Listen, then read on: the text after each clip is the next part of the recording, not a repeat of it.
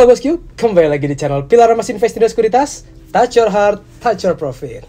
Nah, kali ini bosku, di episode video kali ini kita akan mengembalikan episode yang sudah lama tertidur nih, gitu kan. Kemarin-kemarin ada tahun lalu, nah sekarang akhirnya ada kembali, yaitu kilas sektor nih bosku. Nah, kali ini kita akan membahas sektor transportasi dan logistik nih.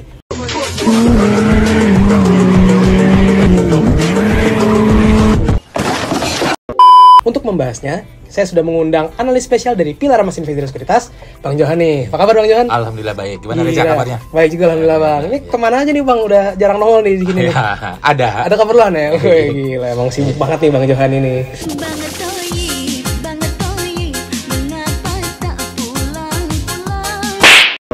Oke bosku, nah untuk mengetahui ini lebih lanjut gimana sih sektor transportasi dan logistik di tahun 2024 ini, jangan kemana-mana, tetap di channel Pilar Mas Invest dan Sekuritas. Touch your heart, touch your profit. Pionir sekuritas channel di Indonesia.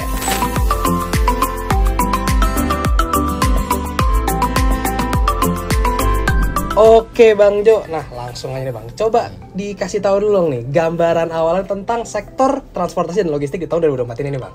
Oke, terima kasih Reza. Kali ini kita akan membahas terkait dengan sektor transportasi dan logistik. Nah, ini menariknya adalah karena ternyata sektor transportasi dan logistik itu memberikan kontribusi kepada pendapatan negara atau PDB-nya. Ya, betul. Nah, kalau kita lihat berdasarkan tahun 2021, di mana transportasi dan pergudangan dia memberikan kontribusi sebesar 3,24% kepada PDB.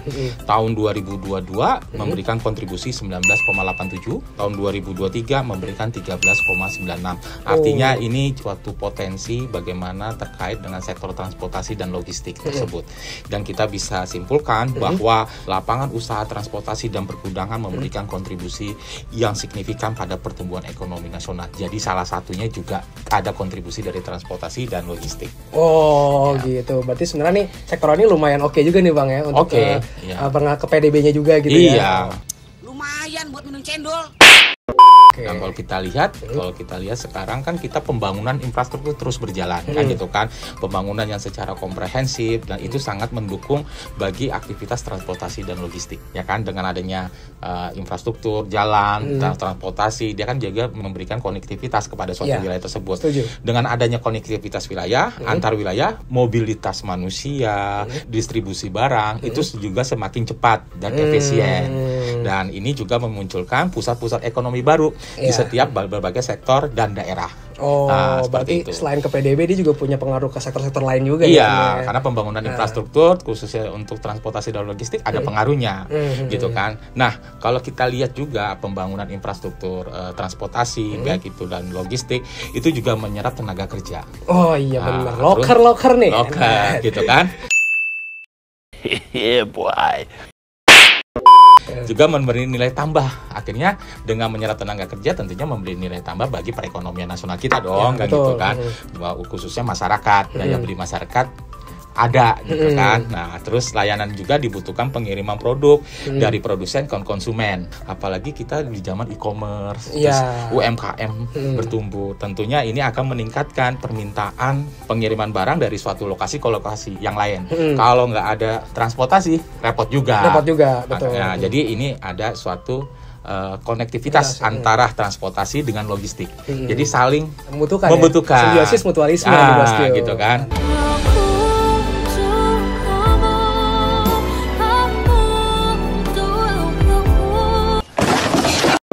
Nah, jadi kita bisa mengatakan bahwa ini ada satu sektor yang menarik. Bang Jo, berarti kalau kayak gitu, ini bisa dibilang ada penunjang buat ekonomi nasional juga dong? Betul, gitu kan. Jadi, kalau yang tadi di awal disampaikan bahwa di mana sektor transportasi dan pergudangan itu memberikan kontribusi kepada PDB atau pendapatan kita, gitu kan. Dan di sini kita bisa simpulkan bahwa sektor transportasi dan logistik ini berada dalam posisi yang baik, gitu kan. Ya solid lah untuk terus katakan bisa terus menerus berkembang sehingga ini akan berkontribusi secara signifikan bagi pertumbuhan ekonomi nasional. Mantep banget nih bosku. Jadi kayaknya saham-sahamnya menjanjikan nih bosku. Ntar tunggu ya sahamnya apa aja di akhir. Tungguin ya. Nah Bang Jo, tadi kan Bang Jo udah sedikit menyinggung nih kan, ternyata tetap aja meskipun dia prospeknya oke, pasti ada tantangannya nih. Nah, tantangannya apa aja nih Bang? Oh ya, jadi kalau kita bicara tentang prospek, kita tidak terlepas adanya suatu tantangan. Betul. Dan tantangan ini yang kita harus bisa minimalisir, gitu kan. Dan ada beberapa hal yang kita perlu perhatikan terhadap tantangan dari sektor transportasi dan logistik. Bagi kami, tantangan itu seperti misalnya biaya bahan bakar, volatilitas harga minyak dunia, itu kan juga mendorong kenaikan harga bahan bakar kan, gitu kan. Terus juga ketersediaan driver, gitu kan. Terus gimana kemungkinan mendapatkan driver yang memenuhi syarat itu tidak mudah. Iya, betul sih. Ya kan? Bahkan ada syarat untuk sektor transportasi, drivernya bagaimana, untuk logistik bagaimana. Tentu tenaga lapangan untuk driver banyak, tetapi kan syarat yang dibutuhkan, nah itu juga tidak mudah untuk mendapatkannya. Cari driver yang jago itu susah ya Bang. Karena ini kan terkait bagaimana kalau kita bicara transportasi kelas keselamatan, terus bagaimana logistik, bagaimana barang itu bisanya katakanlah bisa sampai dari gudang sampai ke penerimanya, gitu kan. Jadi proses pengiriman bagaimana. Artinya di sini kan tidak hanya lihai dalam mendriver, cuman kejujurannya kan gitu kan. Gitu kan. Juga kita ada tantangan juga tentang regulasi, di mana kepatuhan kita terhadap regulasi kesehatan, keselamatan, dan kelingkungan itu juga perlu diperhatikan. Jangan sampai ini kan sudah ada, tapi kan kita apakah aware terhadap regulasi pemerintah? Di mana kalau misalnya para supir, gitu kan, apakah mempertimbangkan kesehatannya?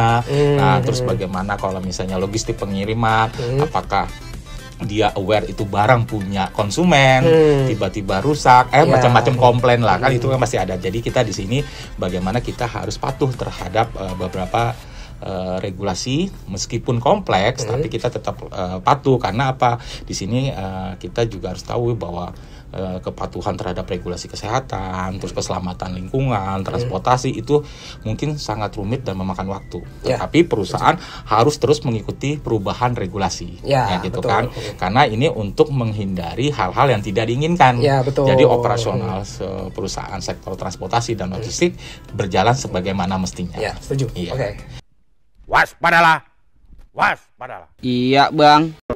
Lalu juga kami melihat bagaimana permintaan pelanggan yang berubah, ya kan? Dan ini juga perlu juga sebagai pelaku dari sektor transportasi dan logistik juga tahu bagaimana sih keinginan dari konsumen, karena kan ada permintaan yang selalu berubah. Ekspektasi pelanggan kan terus berkembang nih, gitu kan. Yang tadinya satu cukup, tiba-tiba naik 2, naik 3. Nah, itu kan juga menjadi tantangan para pelaku sektor industri transportasi dan logistik. Dimana kalau misalnya transportasi, ya supirnya asik dong, nyaman bawanya, gitu kan, gak ugal-ugalan.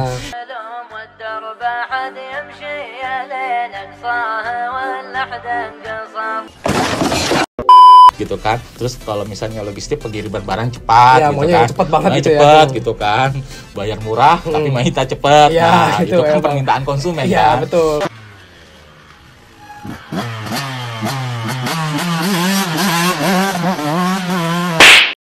Artinya kita meningkatkan layanan efisien dan efektif terkait sektor transportasi dan logistik, gitu kan. Tantangan berikutnya inisiatif keberlanjutan, gitu kan. Tekanan untuk meningkatkan adopsi praktek logistik yang lebih ramah lingkungan. Wah, ya kan? Iya sih. Ya, sekarang kita plastik aja kita nggak bisa kan, gitu kan. Jadi ramah lingkungan. Jadi itu ada tekanan bagaimana kita memberikan layanan ramah lingkungan. Transportasi kan lama-lama juga berubah dari bahan bakar fosil, sekarang mulai ke listrik ya. Nah, itu kan perlu diperhatikan kan, seperti itu. Jadi itu bagian dari inisiatif keberlanjutan. Dari mana duitnya? Oke Bang Jo, kita kan udah tahu nih tantangannya apa aja nih buat sektor transportasi ini nih. Nah, buat para pelaku-pelaku usahanya nih, kira-kira cara ngatasinnya gimana sih Bang? Tadi kita bahas tentang tantangan, gitu kan. Masa tantangan tapi nggak ada solusinya kita berikan, gitu kan. Kosong dong kalau gitu. Lu bisa aja. Gitu kan. Nah, sebenarnya ini ada suatu peluang bagi para pelaku sektor industri transportasi dan logistik gitu kan. Tadi kita di awal ada bahkan bagaimana sektor tersebut memberikan kontribusi kepada PDB atau pendapatan nasional kita. Dan di sini tentunya ada suatu peluang. Peluangnya adalah pertumbuhan ekonomi yang stabil. Sampai saat ini pertumbuhan kita ekonominya stabil. Pasca dari COVID, nah itu kita juga mulai perlahan-lahan bangkit dari pemulihan dan kita sudah stabil. Nah, tingkat pertumbuhan kita sudah mencapai 5%. Itu kan artinya ada suatu pertumbuhan ekonomi yang stabil. Dengan pertumbuhan ekonomi yang stabil, tentunya ini menjadi suatu hal yang positif. Bagaimana kita mengeksploitasi aktivitas di dalam negeri meskipun kita masih mengalami gejolak di global. Ada geopolitik Timur Tengah, juga ancaman perang di Eropa, Rusia, Ukraina. Tentunya ini juga menjadi suatu yang kita perlu perhatikan. Terus juga ada tingkat suku bunga dan sebagainya. Namun dengan ekonomi yang kita bertumbuh, kita masih ada peluang. Bagaimana tingkat konsumtif kita juga sangat mendukung untuk ekonomi kita, sehingga kita pun juga ini akan memberikan kontribusi. Konsumen juga sekarang kan kemana-mana tinggal pesan. Nah, kan tinggal pesan, baik itu secara online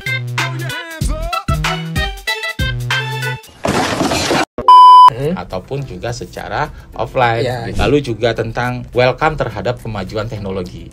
Jangan sampai dia tertinggal dengan kemajuan teknologi. Nah, dengan adanya kemajuan teknologi tentunya ini mendorong suatu digitalisasi dan inovasi teknologi.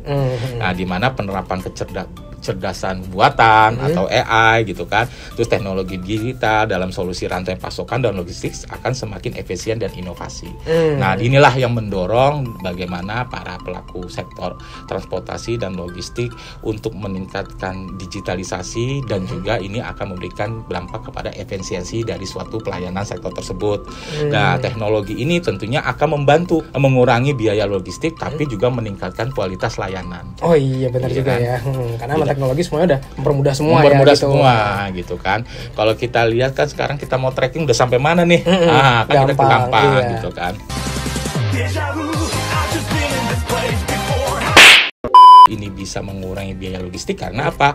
Upaya untuk menekan biaya logistik kan terus dilakukan, gitu kan. Kita tidak bisa mengelak lah, ada peran tarif lah, baik itu peran tarif kendaraan, transportasi, peran tarif juga logistik, itu kan pasti ada. Tetapi kan kita di sini berusaha untuk mengurangi biaya logistik. Nah, gimana caranya? Adalah upaya untuk menekankan biaya logistik terus-menerus dilakukan, termasuk dengan melakukan pengembangan ekonomi digital dan inovasi teknologi dan infrastruktur yang lebih baik. Ini akan membantu untuk meningkatkan daya saing kita di pasar global. Gak usah sampai global, dalam negeri aja pun juga bisa, gitu kan. Lihat muka saya tidak takut.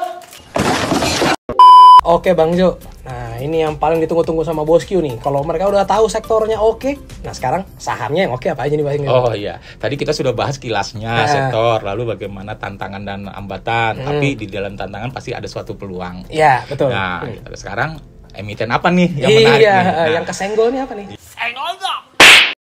Ya, gitu. Tapi jangan lupa disclaimer on. Betul. Gitu Segala kan. keputusan pembelian kembali lagi ke Bosku ya. Kami mencoba memetakan gitu kan, dari terkait dengan sektor transportasi dan logistik, sektor apa nih yang menarik.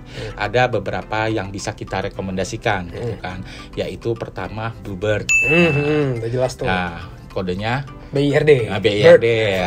Terus juga Adi Sarana Armada.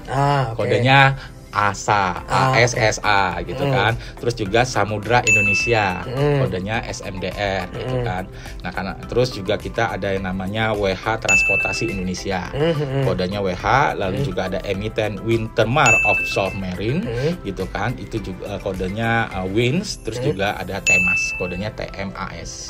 Nah, gitu. itu mungkin yang bisa kita berikan rujukan gitu kan, saham-saham terkait dengan transportasi dan logistik. Ya betul. Nah itu jadi Bosku rekomendasinya. Nah jangan lupa ya, sebelum beli Bosku harus cek nih fundamentalnya gimana biar gak kegocek.